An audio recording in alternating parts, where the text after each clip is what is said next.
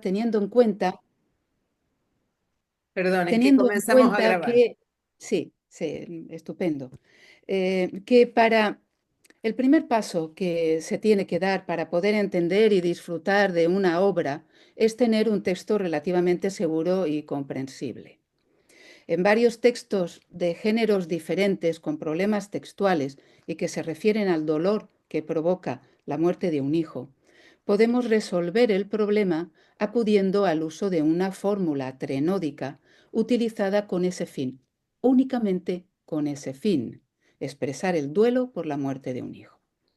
Uno de ellos es el cuarto estásimo de Helena, en el verso en particular 1337, y le vamos a prestar una atención especial, puesto que sé que Eurípides está siendo estudiado por vosotras con la profesora Graciela Cejín. Para resolver algunos de los problemas que se plantean en dos fragmentos de este sícoro, en los versos 34 y siguiente del Epinicio 3 de Baquílides, así como el verso de Helena, se han propuesto distintas variantes con argumentos todos ellos sólidos.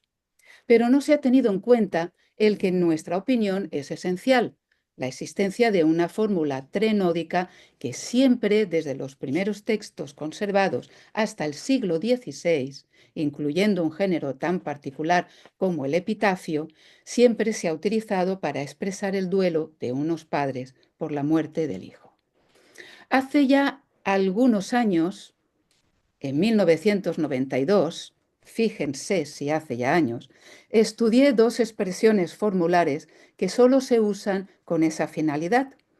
Posteriormente he seguido buscando epitafios que pudieran contradecirlo, pero no los he encontrado. Es más, he solicitado ayuda en algunos congresos, en aquella época en la que no existía Internet y que solo te podían ayudar cuando ibas a un congreso y publicabas, públicamente decías que estabas trabajando sobre algo y que por favor que te ayudaran. Bueno, pues públicamente lo he hecho en algunas ocasiones y nadie me ha podido enviar un epitafio que contradiga el estudio que yo había realizado. Es decir, que podemos trabajar con estas fórmulas con una cierta seguridad. Los pasajes con problemas son los que tenemos los primeros que tenemos en el adjunto y que vamos a traducirlos rápidamente. Después volveremos sobre ellos, pero al menos vamos a traducirlos ahora para que podamos ver la pertinencia del estudio de estos pasajes.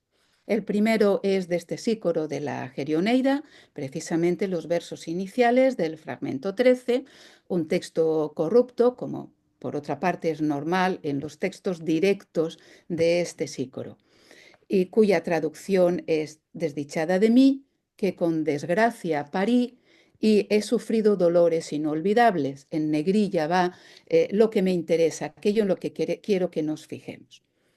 A ti, Gerión, te suplico abrazada a tus rodillas, si en alguna ocasión te acogí en mi pecho. Baste por el momento la traducción, después comentamos.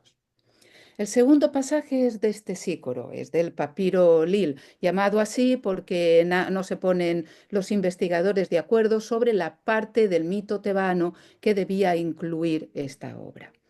Nos interesa el 215, el verso 215, pero vamos a ver la estrofa entera. Este es probablemente uno de los primeros casos de estructura triádica de la literatura griega.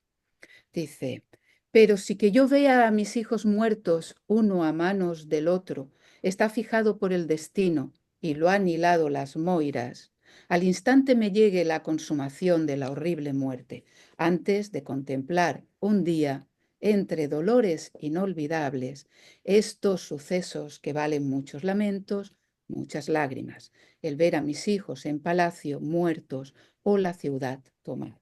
Obviamente se trata de la madre de Teocles y Polinices, la que está hablando. La madre, no he dicho Yocasta. El tercer pasaje es un pasaje de Baquílides, el tercer par estrófico del Epinicio III, que dice de esta manera. Pero éste, cuando llegó al desesperado día, no pensaba ya soportar la esclavitud de muchas lágrimas, sino que una pira delante del patio de muros de bronce hizo a Pilar. Allí subió con su fiel esposa y con sus hijas de hermosos rizos, que de modo inolvidable gemían. Y habiendo alzado sus manos al cielo, gritó: «Prepotente divinidad, ¿dónde está de los dioses la gratitud?». Pero cuando el terrible fuego, la brillante fuerza, se precipitó, Zeus, que había colocado encima una nube de negras sombras, iba apagando la rubia llama. Y el cuarto texto es el verso 1337 de Eurípides, que en los manuscritos dice: «Pensei Paidos al Astor con un duelo por la hija como vengadora». Es un estásimo complejo. Después lo comentaremos, que ha planteado muchos problemas de interpretación. Como vemos, se trata de textos complejos, con problemas textuales en los momentos en los que se manifiesta un dolor intenso. Veamos la fórmula trenódica a la que nos referíamos. En aquel trabajo del 92 estudiamos dos fórmulas. En primer lugar, un verso formular que aquí no nos interesa, pero de todos modos lo he reproducido para no dejarles a ustedes en el suspense de qué verso será ese. Arreton de toqueusigón caipenzos écecas. Y a los padres indecible llanto y pena has causado. Baste que sepamos que aparece en 3 ocasiones en la Ilíada, y ahí les he indicado los pasajes, siempre haciendo referencia al dolor, al duelo por el hijo muerto. La que nos interesa aquí es Penzos Alastón, que aparece en 5 ocasiones en la épica, incluyendo los himnos homéricos, una fórmula cuya traducción puede ser duelo sin olvido. Se trata de una fórmula que admite posiciones diferentes en el verso y que permite la introducción de términos entre sus dos formantes. Es decir, es una fórmula que ofrece un claro ejemplo de la flexibilidad que Ainsworth estudió en las fórmulas homéricas. Estos son los 5 textos. Primero el de la Ilíada, 24. Zeus quiere pedir a Tetis que su hijo Aquiles acepte los regalos que va a ofrecerle Príamo a cambio del cadáver de Héctor, es decir, que ceje en su cólera y siga los procedimientos habituales en este tipo de asuntos. Zeus, sabedor de la situación en la que se encuentra Tetis, cuando la ve llegar al Olimpo, le dice: «Has venido al Olimpo, diosa Tetis, a pesar de tu dolor, con un duelo sin olvido en tus mientes. Lo sé también yo». Es un pasaje muy emotivo. Zeus es consciente de que la madre está de duelo anticipado, porque Tetis sabe que su hijo va a morir pronto y además que va a morir joven, aoros, antes de tiempo. El segundo pasaje es de la Odisea, también del canto 24. Este verso se encuentra al final de la obra, cuando la noticia del baño de sangre de los pretendientes se ha ido extendiendo. Sus parientes se reúnen en el ágora y toma la palabra uno muy especial, Eupites, el padre de Antinoo, el primero en morir. Y de él se nos dice: «Pues tiene en sus mientes un duelo sin olvido por el hijo, Antinoo, al que el primero alcanzó el divino Odiseo». Se trata también de una escena importante, porque en ella se ha de decidir si se toman represalias o no por las muertes de los hijos. En principio, los familiares las reclaman, pero como sabemos, al final Atenea pondrá fin al segundo baño de sangre que se va a producir. En Hesiodo, en la Teogonía 467, Cronos mata a sus hijos porque teme el cumplimiento del destino, en el sentido de que uno de ellos le derrocará. Por eso se los traga en cuanto nacen, y Rea, su esposa, sufre desconsolada por sus hijos. Dice: sus hijos, sus propios hijos, se tragaba, y Rea tenía un duelo sin olvido. Como vemos, esta madre sufre un penzos alastón por la muerte de sus hijos. El especial uso de esta fórmula se ve claro si lo comparamos con la expresión utilizada en un contexto similar. Urano también hace desaparecer a sus hijos, pero no los mata, sino que no los deja salir a la luz, no los deja nacer, por lo que se acumulan dentro de la madre, dentro de Gea.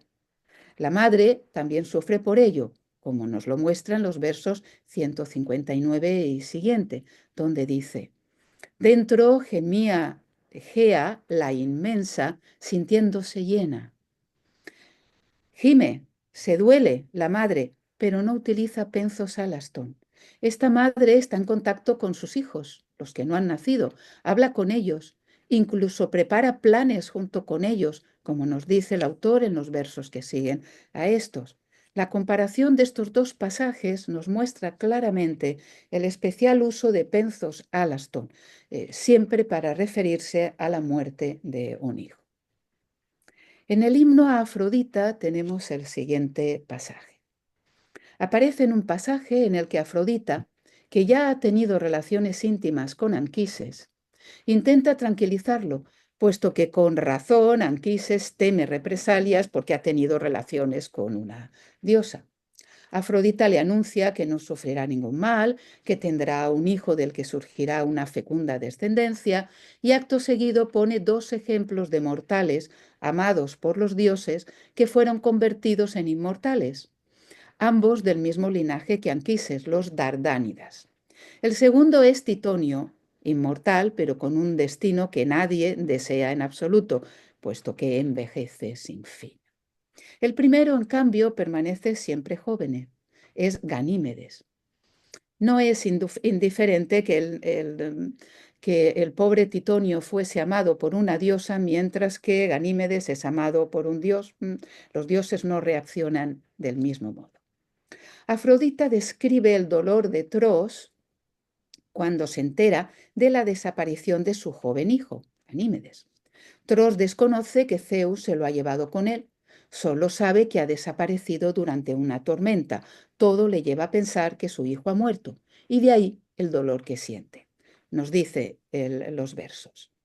Un duelo sin olvido se adueñó del ánimo de Tros y no sabía a dónde le había arrebatado a su hijo la divina tempestad. Así que entonces yo lo lloraba sin cesar todos los días. En un himno muy complejo, en el que en varios momentos no se sigue las versiones tradicionales del mito y que es datado en época temprana, se utiliza esta fórmula y además se explica en el verso siguiente, cuando se dice que lo lloraba sin cesar todos los días. Acto seguido nos dirá que Tros cesó en su llanto cuando supo que Ganímedes está vivo y que había sido convertido en inmortal. El último pasaje, el quinto, el de Odisea, libro primero, es un poco especial. Está en boca de una mujer que sufre profundamente por la ausencia del marido. Un marido y una ausencia también especiales, que son la clave de este uso impropio de la fórmula. En este pasaje, la Edofemio entretiene con un canto sobre el desventurado retorno de Troya de los aqueos a los pretendientes, que instalados en la casa de Odiseo asedian a Penélope y, sobre todo, esto nos interesa para el uso de la fórmula, constituyen un serio peligro para la vida de Telémaco. La voz de la Edo sube hasta las habitaciones de Penélope, que angustiada desciende y le pide que cese su canto. Nos dice: pero cesa ese canto, desdichado, que siempre el corazón en el pecho me roe, ya que a mí, como a nadie, me golpea un duelo sin olvido, pues tal esposo añoro al que siempre recuerdo, cuya fama se ha extendido por la Hélade y en su centro por Argos. Bueno, es una traducción muy literal. Las traducciones que he dado son mías, son muy literales para que podamos seguirlas sin ningún problema.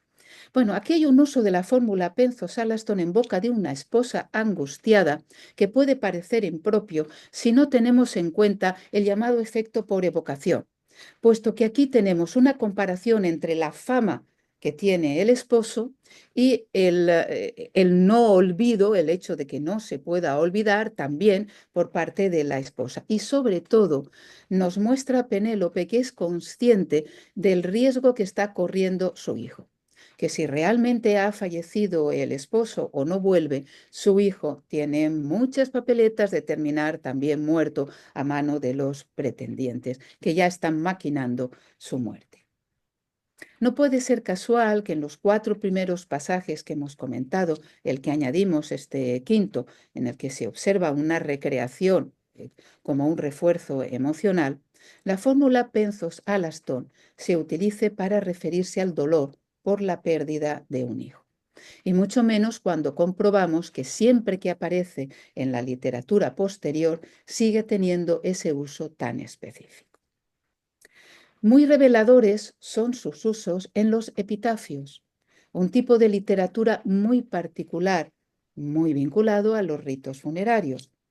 Debemos tener en cuenta que el epitafio es un tipo de literatura en parte culta, en parte popular.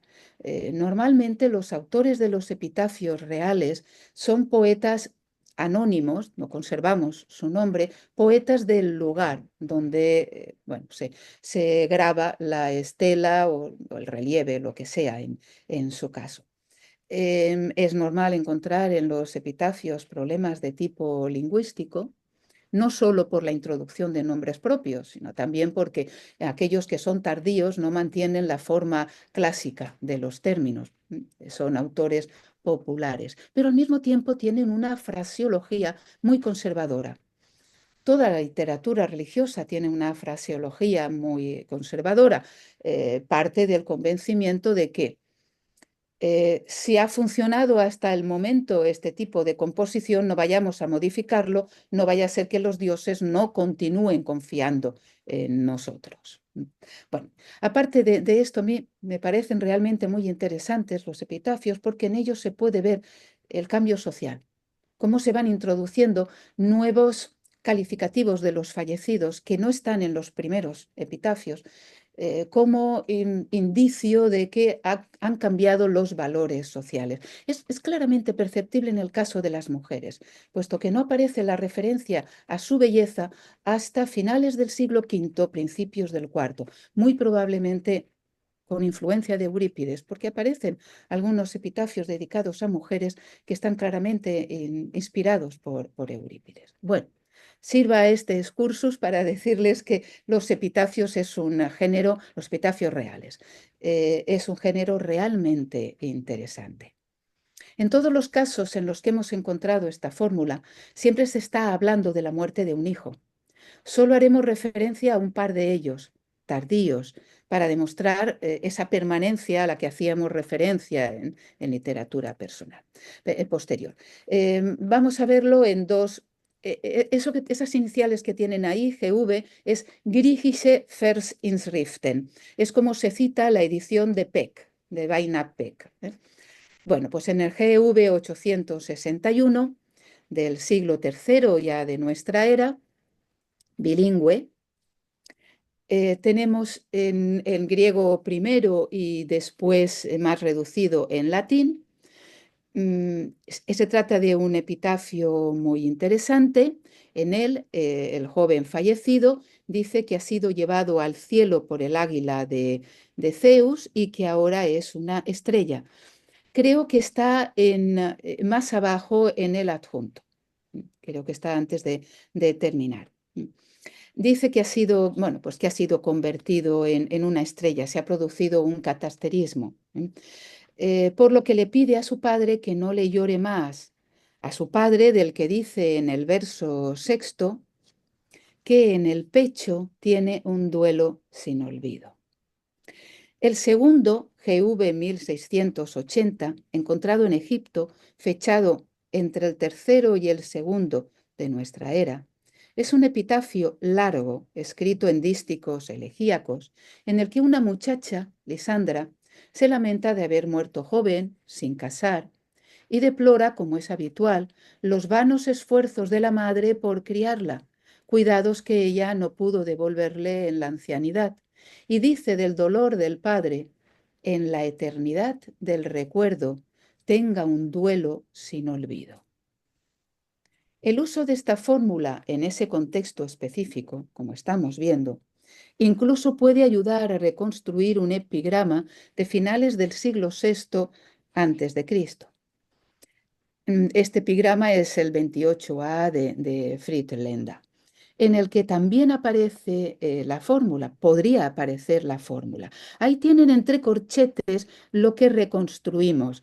Y fijémonos que como en realidad el texto lo que nos transmite es ontos ejus in philoi y después os alasto. Se ha reconstruido en el comienzo tu de ontos, y en la parte central nin penzos. De ser correcta la conjetura, con ese philoi se estaría refiriendo a los padres y el epitafio estaría dedicado a un joven. Ese uso de philoi, dicho de los padres, aparece también en el siguiente caso, un epigrama funerario de la Antología Palatina, el 343, en el que habla de la virtud y las bondades de un joven que ha muerto a los 24 años. En el último verso se habla del duelo de los padres y se dice, y dejó a sus queridos padres lamento y duelo sin olvido.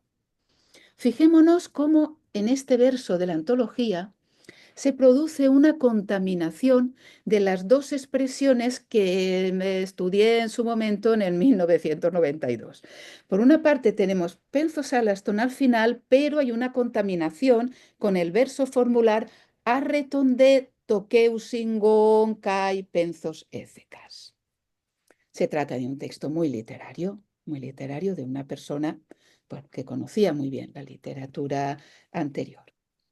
El uso específico de la fórmula para este tipo de duelo se ve confirmado por un epigrama funerario compuesto muchos siglos después, en concreto a comienzos del siglo XVI. Un epigrama que escribe el gran erudito bizantino János Lascaris con motivo de la muerte de un joven helenista y profesor de griego, Basilio, hijo del también gran erudito helenista Demetrio Calcóndilas. Demetrio Calcóndilas, como sabemos, fue el primer editor de los poemas homéricos en 1488, una edición que se convirtió durante mucho tiempo en la edición de referencia. Y ya antes había editado la Teogonía. Se trata, por lo tanto, de una persona que conocía muy bien la épica.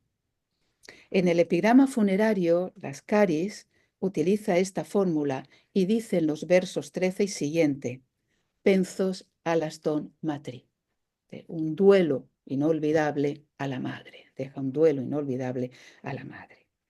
Este último caso nos parece especialmente interesante. En primer lugar, porque el uso de la fórmula se produce muchos siglos después.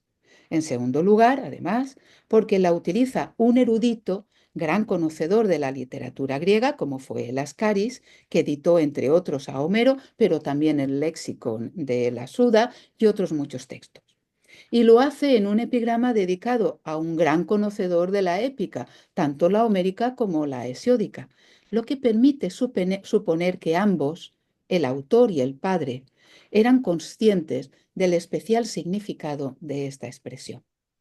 En todo caso, este uso a comienzos del siglo XVI nos prueba la permanencia de un uso muy específico, de alto valor simbólico de la forma. Hemos visto, pues, que esta fórmula aparece en la épica ya fijada para expresar el dolor por la muerte de un hijo, junto a otras muchas, forman parte del bagaje de útiles que la tradición poética pone a disposición del autor. Pero además su permanencia en el tiempo y el hecho de que esté atestiguada no solo en épica, sino también en epitafios en ese mismo uso, es prueba de su alto contenido simbólico, lo que permite que pueda ser un referente para ayudarnos a comprender textos incompletos o con variantes textuales en los que se desarrolla el motivo del duelo por la muerte de un hijo. Ahora sí que debemos volver a los primeros textos, a los de este Sícoro, por favor, porque ahora vamos a entrar en ellos con más detalle. Así lo podemos hacer en lo que hace a la lectura de dos pasajes muy fragmentarios de este Sícoro. Los descubrimientos papirológicos de los años 60 y 70 dieron un vuelco a la opinión que teníamos sobre este siglo. La publicación de fragmentos más extensos y de varios fragmentos de una misma obra extensa ha permitido su ubicación en el género de la citarodia y que se le pueda individualizar como autor con unas características poéticas propias. Gracias a ello podemos hoy decir que este sícoro pertenece a la antigua tradición citaródica, a la tradición de épica cantada anterior a la tradición de épica hexamétrica estíquica, como indican las fuentes antiguas que lo consideran como uno de los primeros, de los antiguos citareros. Quisiera que reparáramos un momento en esto que acabo de comentar, porque aún hoy en día en los manuales de literatura este sícoro aparece como autor de lírica coral. Las investigaciones que se realizaron a partir de los años de estas publicaciones del 60 y 70 dan lugar a que eso no sea posible, porque somos conscientes de que algunos de sus poemas llegaron a tener 3.000 versos. 3.000 versos cantando y bailando, ya les digo que no hay coro que lo resista. Consciente de ello, Rodríguez Adrados, en su traducción de la Biblioteca Clásica Gredos de la lírica arcaica, se inventa un género nuevo. Eso solo lo puede hacer Rodríguez Adrados, naturalmente. Se inventa el género de lírica mixta, en el que, según él, hay partes recitadas y de repente se para el coro, y de ahí el nombre de este sícoro, el que detiene, se para el coro y se pone a cantar y a bailar. Bueno, bien. ¿Para qué inventar nada cuando tenemos un género literario que es la citarodia? La citarodia es poema épico, pero cantado con el acompañamiento de la cítara. Como es cantado solo por una persona, normalmente el propio autor sí que puede resistir una extensión como la que tienen ahora sabemos que tenían la Gerioneida o el llamado papiro lila. He dicho que pertenece a una tradición anterior más antigua que la épica hexamétrica. Eso no quiere decir que este sícoro sea más antiguo que Homero, sino que pertenece a una tradición paralela a la tradición homérica. Los dos beben, en última instancia, de la misma fuente. Se ha estudiado mucho este sícoro, se ha estudiado en él las fórmulas y expresiones que se considera que son homéricas. No podemos considerarlas homéricas. Debemos pensar que pertenecen a la misma tradición citaródica / estíquica hexamétrica. ¿Por qué digo que la estíquica hexamétrica es posterior? Porque primero es el canto y después es la recitación en hexámetros. Sabemos bien que el hexámetro no es un verso primario, sino que es un verso secundario. Es en realidad una estrofa fosilizada. De manera que antes de la épica homérica, épica estíquica hexamétrica, existía una épica cantada, de la cual procede, por tradición, la citarodia que nosotros podemos conservar fragmentaria. Bueno, ya me he extendido con este sícoro. Bien, en lo que hace a Gerioneida, nos interesan los versos iniciales, estos del fragmento 13 que antes hemos traducido. En este fragmento, la oceánida Calírroe, conocedora de que su hijo Gerión va a enfrentarse con Heracles, le ruega que no lo haga, puesto que sabe que el resultado del combate será su muerte. Es un pasaje altamente emotivo y que además tiene muchas correspondencias con la escena del canto 22 en la que Hécuba le está pidiendo a su hijo Héctor desde la muralla que no se enfrente a Aquiles, porque también sabe que si se enfrenta a él va a morir. En ambos pasajes tenemos la insistencia en que no lo haga y la referencia, he mantenido el último verso en el pasaje de la Gerioneida por esto precisamente, por el motivo del seno desnudo. En ambos casos la madre enseña el seno desnudo a su hijo porque ese seno es el símbolo de la maternidad. Bueno, en el fragmento de la Gerioneida, la madre interviene en una locución directa y pronuncia unas palabras que evocan expresiones que aparecen en epitafios, lo que nos indica con claridad que esta madre sabe que el hijo va a morir si se enfrenta a Heracles, cosa que está decidido a hacer Gerión. Fijémonos que en los dos primeros versos, este Sícoro hace que Calírroe se califique a sí misma como una sufriente madre, mediante tres calificativos en progresión emotiva. El primero, el adjetivo melea, desdichada. El segundo, el compuesto poético alastotocos, que con desgracia parí. Un hapax de gran contenido expresivo, que se ve reforzado por las palabras siguientes, alasta pazoisa. Fijémonos en la forma pazoisa, la forma doria, que viene a ser una paráfrasis del término anterior. En estas dos últimas calificaciones, en ellas vemos cómo se reitera el adjetivo, el primero en un compuesto y el segundo como adjetivo, alasta. De manera que el efecto expresivo fruto de la reiteración se ve reforzado por el hecho de que, en primer lugar, se trata de una fórmula, de un término probablemente creado por este Sícoro. Para nosotros es hapax.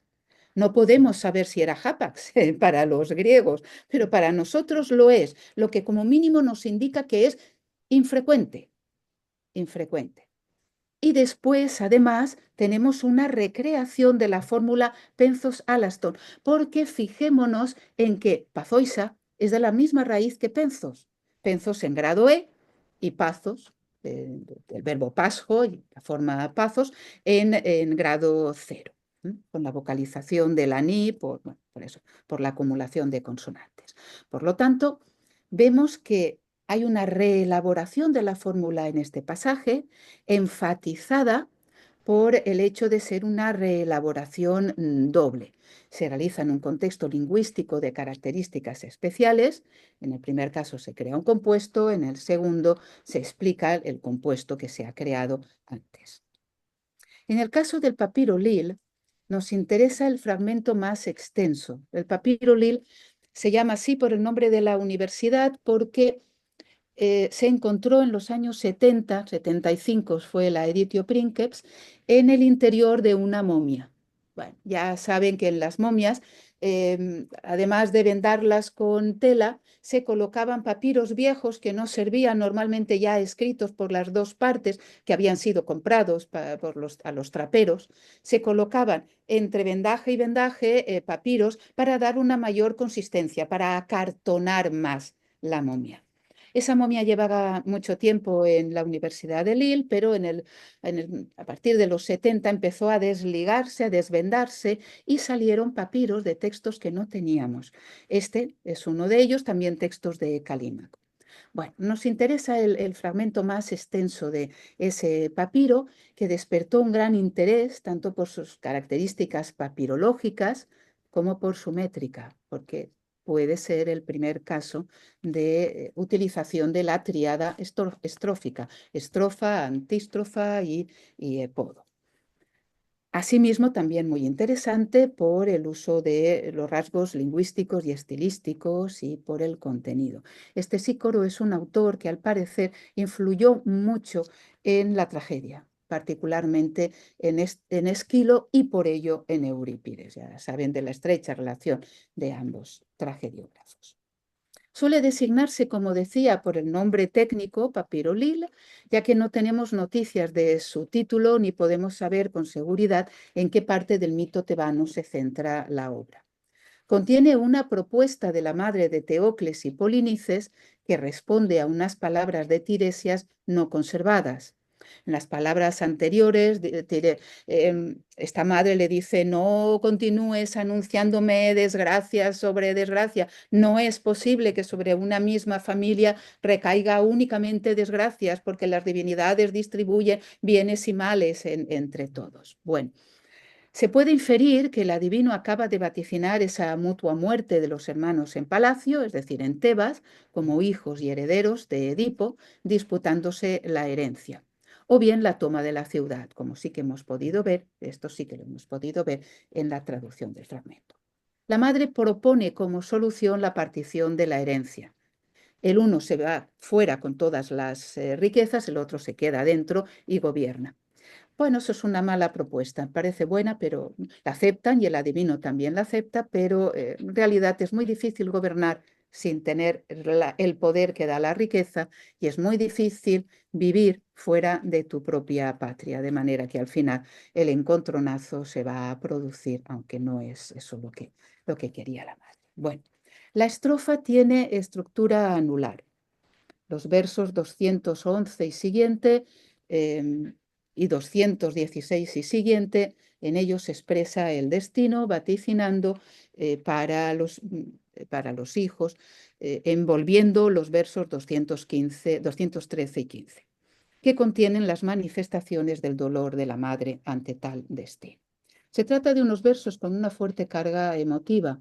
El verso 213, de fuerte contenido y sabor épico, tiene su correlato en el 215, denso en recursos expresivos, como el asíndeto, que da cohesión a esas 4 palabras, aumentando la intensidad de lo expresado, como si el verso todo fuera una única palabra. Coadyuvan a ello la estructura en quiasmo y la aliteración en al de la primera y la última palabra. Esta última palabra ha sido objeto de múltiples conjeturas porque, como pueden ver en el texto, está reconstruida. Las conjeturas van desde el Alastois que hemos indicado, que es el que aparece en la Editio Princeps, otros autores colocan Agesin, otros Ligrois, otros la T de T del CAI enclítico, más Algea, intentando deshacer el asíndeto, es decir, hay varias propuestas, todas ellas caben en el metro.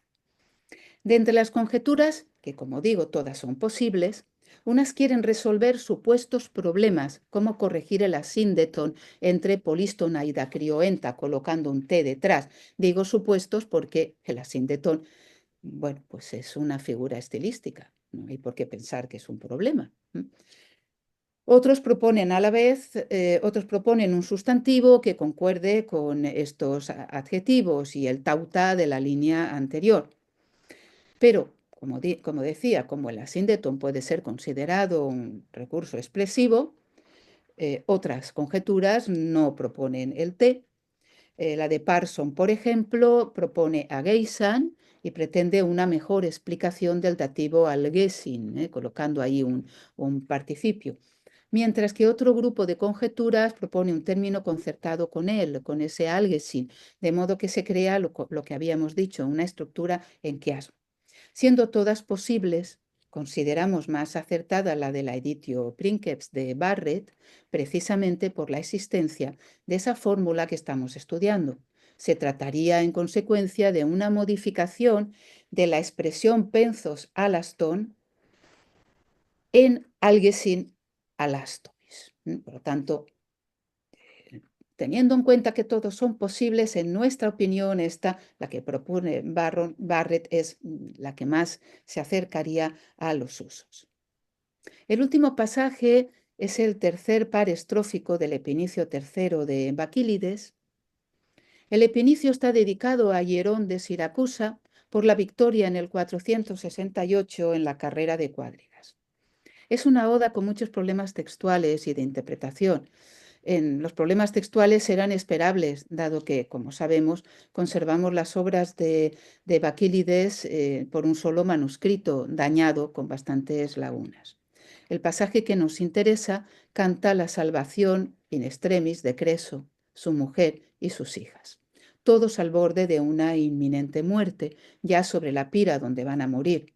Una salvación milagrosa gracias a la lluvia que provoca Zeus, al que se le ha recordado la piedad de Creso durante toda su vida.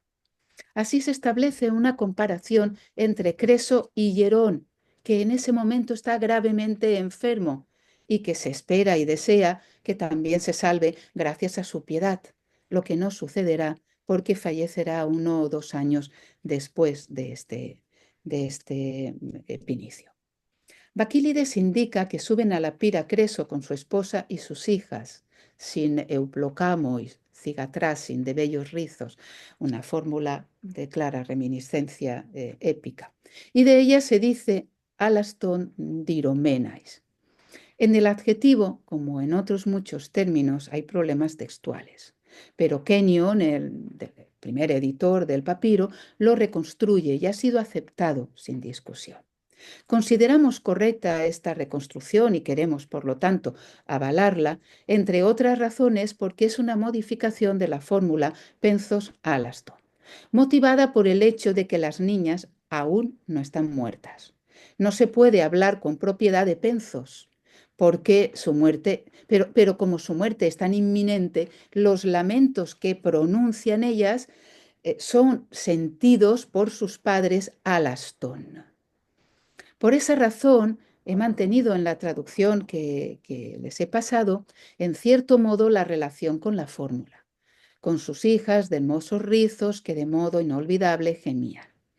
Preferimos esta traducción a la de Gentili, que dice desoladamente gementi, la de Duchemin y Bardolet de la colección Levelet, que dice qui gemisen interminablement, y la de García Romero de la Biblioteca Clásica Gredos, que dice que lloraban inconsolablemente.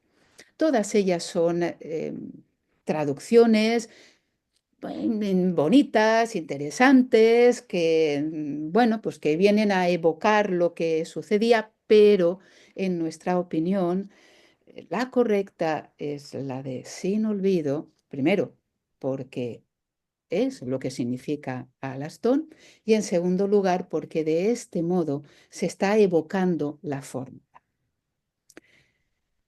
Este pertinaz uso de una expresión muy especializada en un significado concreto, el duelo por la muerte de un hijo, nos puede ayudar a entender mejor el canto coral de Elena, al permitirnos reforzar una propuesta de lectura del verso 1337.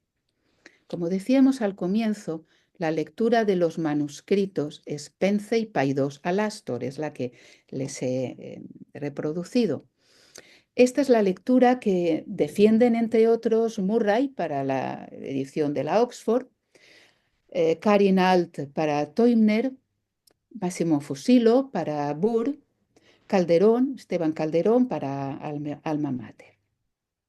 Los problemas que plantea la integración de Alastor en este contexto han dado lugar a la conjetura, dieron lugar en su momento a la conjetura de Dindorf, Alasto con omega y iota suscrita, concertando con Pence, que ha sido defendida por Gregoire Kanicht en su clásica emblemática edición y Daigle, entre otros. Al defender yo una modificación de lo que aparece en los manuscritos, estoy actuando en contra de lo que es mi costumbre habitual. Habitualmente yo busco la variante que aparece en los manuscritos, lo que nos dicen los manuscritos, y procuro entenderla antes de modificarla. En este caso, me parece que la existencia de la fórmula me obliga a defender la conjetura de Tito. Bueno, el canto muestra una versión en parte diferente a la del himno homérico de Deméter, en el que se relata el rapto de Perséfone, el vagabundeo desesperado de la madre, su papel de nodriza y el posterior reencuentro con la hija. En este estásimo leemos en la estrofa que cuando la joven es raptada, Artemis y Atenea salen en su ayuda, pero Zeus impide que sigan porque tiene un destino ya decidido para ella. A continuación se refiere al dolor de la madre por la hija raptada, de la que no hay rastro de esta hija, y lo hace utilizando la expresión en Pence, en el 1325. Mientras que cuando se refiere a lo que Zeus piensa sobre el dolor por la pérdida de la hija, utiliza el término lipan en el 1344. Es decir, se utiliza penzos en Pence y en el 1325 cuando Se cree que la hija está totalmente, irremisiblemente perdida, aunque siendo una diosa no puede morir, pero está irremisiblemente perdida. Y está ratificado, en mi opinión, por el verso que a nosotros nos interesa. Mientras que en el 1344 Zeus utiliza el Lipán porque Zeus sí que sabe dónde está. Zeus sabe muy bien que se encuentra con Hades en el inframundo. Se utiliza un sustantivo penzos que podría considerarse impropio porque una diosa no puede morir, pero se hace cuando el autor se refiere a la percepción que Deméter tiene de la situación, porque está hondamente afectada y considera que su hija está irremisiblemente perdida, como si estuviera muerta, porque no hay rastro de ella en toda la tierra que ya ha recorrido. Para que quede claro el profundo dolor de Deméter, utiliza la fórmula que hemos visto en la épica y en los epitafios, en este caso con una variación, es utilizada en dativo. De manera que consideramos que el uso de Alastor, en el que veríamos cómo la madre, como vengadora, sufre un pensei, no casaría tan bien en el contexto como el uso de alasto, omega con iota suscrita, haciendo referencia a ese pense que sufre la madre. El uso de esta fórmula por Eurípides en este contexto concreto, una fórmula especializada en manifestar el duelo por una muerte incomprensible, una muerte que provoca un dolor indecible, y ahí recuerdo la otra fórmula, el arreton penzos, y que por sus especiales circunstancias es inextinguible, pues, es contra natura, indica que el autor quiere que se repare en la importancia de este motivo. Sin duda, el motivo de la pérdida de una hija ha de ser muy relevante para la interpretación de este estásimo, como lo demuestra la acusada selección de motivos que se produce en el canto. Eurípides ha elegido los motivos que ha considerado más relevantes e incluso estos muestran divergencias con respecto a la tradición. Recordemos que de Hermíone se habla constantemente en la tragedia en Helena. Desde el comienzo, cuando aparece Treuco en el prólogo y dialoga con la que en principio identifica con Helena, pero después dice, no, tú no puedes ser Helena, pero le pregunta a esta sirvienta, esta esclava griega, le pregunta a Treucro por su familia. Hermione está siempre presente y está presente el suicidio de la madre de Leda, de la madre de Helena, la desaparición de los dos hermanos que no se saben si están vivos o muertos. Helena quiere pensar que Hermione está viva y que envejece, encanece sin poderse casar porque ellos no han vuelto. Ese es un argumento que utiliza delante de Teónoe, de la divina sacerdotisa Teónoe, para pedirle su comprensión y su ayuda. De manera que la hija es un elemento reiterado a lo largo de todo el poema y debemos también ver que es importante en este estasio. Logra, por lo tanto, Eurípides con ello una clara condensación de la atención del espectador en aspectos fundamentales, ya que se centra en la desaparición de la hija, la voluntad de Zeus de que se produzca esa pérdida y la desesperación de la madre, que provoca la extinción de las plantas, la inanición de los mortales y también de los inmortales que no reciben sacrificios. Y por último, la reacción de Zeus, que decide poner fin a ese dolor, para lo que envía las gracias y a las musas, y Afrodita manifiesta su júbilo. Esta especial configuración del canto coral debe ayudarnos a comprenderlo mejor, lo que no es tarea fácil, porque como hemos comentado, la antístofa final no solo está corrupta, sino que provoca desconcierto a partir de lo que se puede leer. En todo caso, lo que por el momento podemos decir es que hemos avanzado en la fijación del texto, también muy problemática, gracias a la existencia de una expresión muy formalizada y especializada, y que la opción que hemos tomado abre un camino a la interpretación del estásimo, interpretación en la que debe ser un elemento fundamental el dolor provocado por la pérdida de una hija y el regreso posterior de ésta con la intervención de los dioses tras una gran mortandad de seres humanos. sin duda esto nos evoca el destino de Hermíone y Helena. Con todo lo expuesto, hemos intentado mostrar cuán complejo es el proceso de interpretar las tragedias griegas, en realidad cualquier texto, pero las tragedias griegas están tan cargadas de elementos, de distintos factores, de expresiones procedentes de la literatura anterior de distintos géneros. ¿Hasta qué punto nos puede mostrar, hasta qué punto necesitamos utilizar para ello nuestro conocimiento sobre la tradición literaria de la que disponían los autores? ¿Y en qué medida fijar el texto en un verso discutido puede ayudar a avanzar en el mejor conocimiento del estásimo y por ello de la tragedia y en general de todos los géneros que intervienen en este proceso creativo?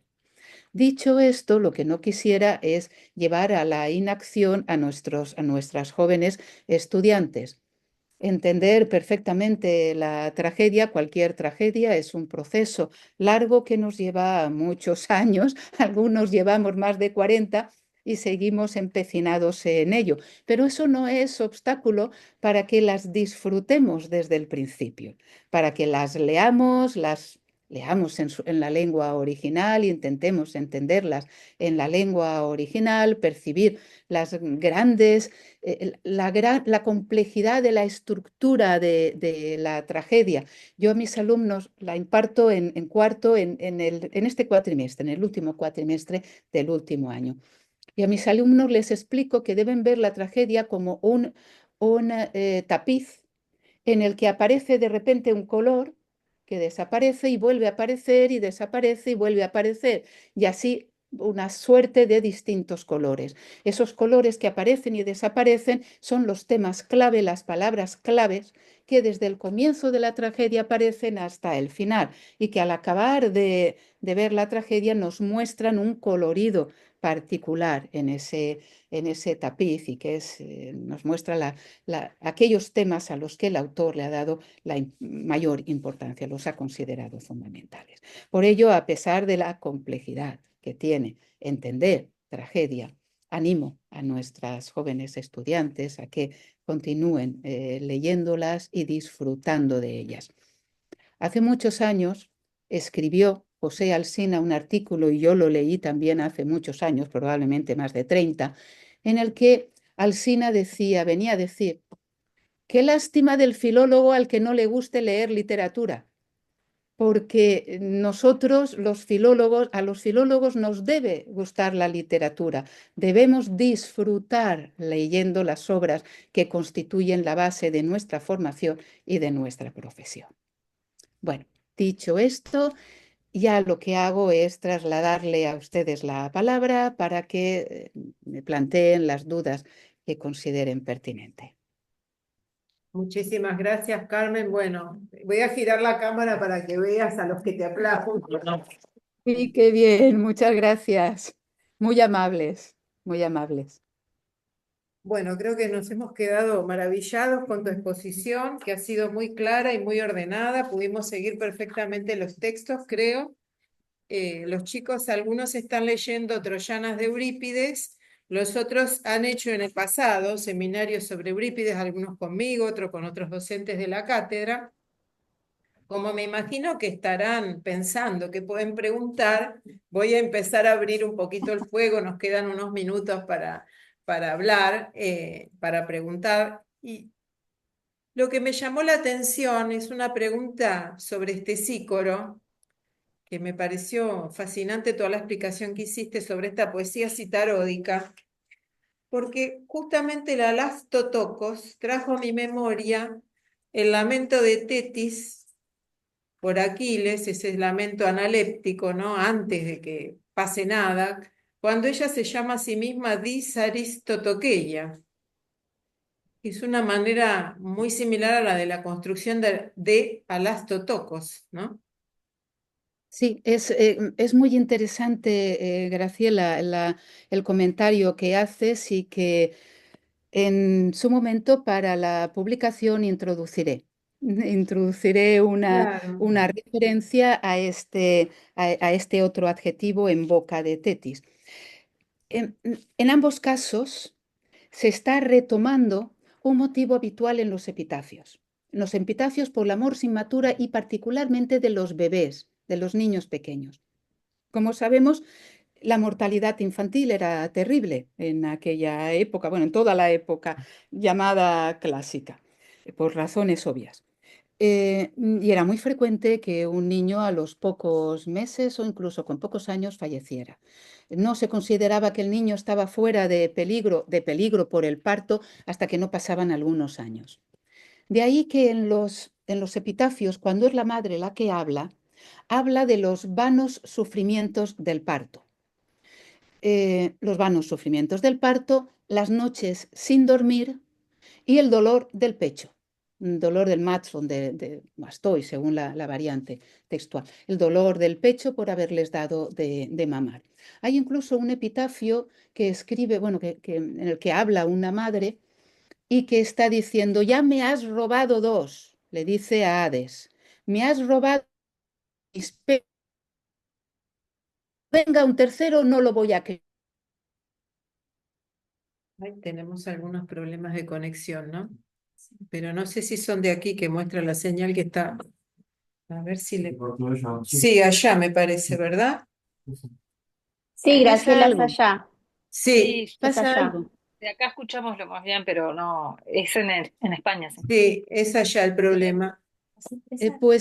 No sé si me oís. ¿Dónde ¿Me decís? oís?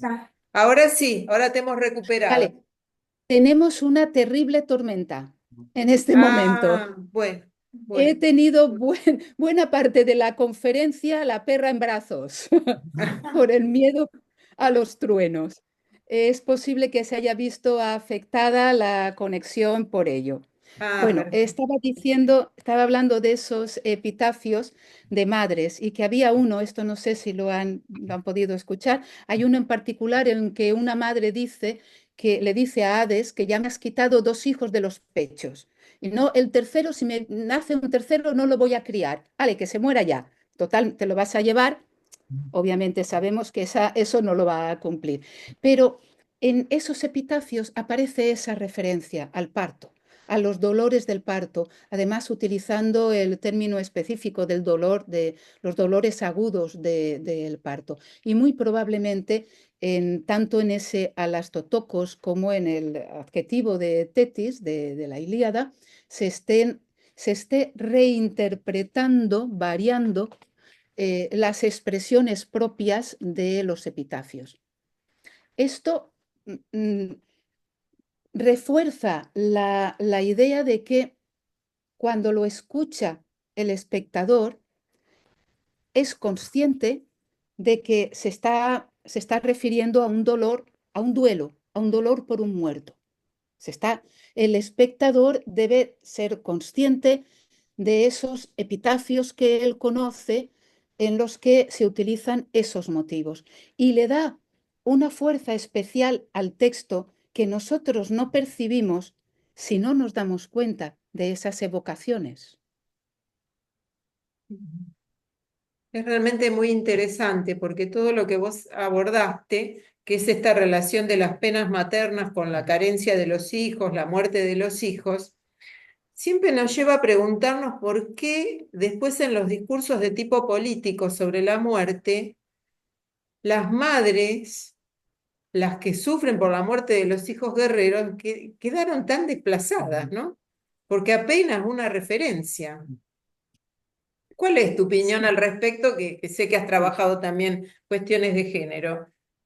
sí, bueno, vamos a ver, epitafios compuestos por mujeres hay, pocos, pero hay. Precisamente Marta González ha trabajado algunos de estos epitafios. Em, Cuando las madres se refieren a estos motivos, es porque se quiere distinguir en los epitafios, me refiero, es porque se quiere distinguir. Ay, qué pena, se nos corta. Qué pena. Sí, como verán, en todas partes tenemos los mismos inconvenientes. Si no les parece mal, lo que voy a hacer es pausar la grabación porque. Sí, sí, ahí está.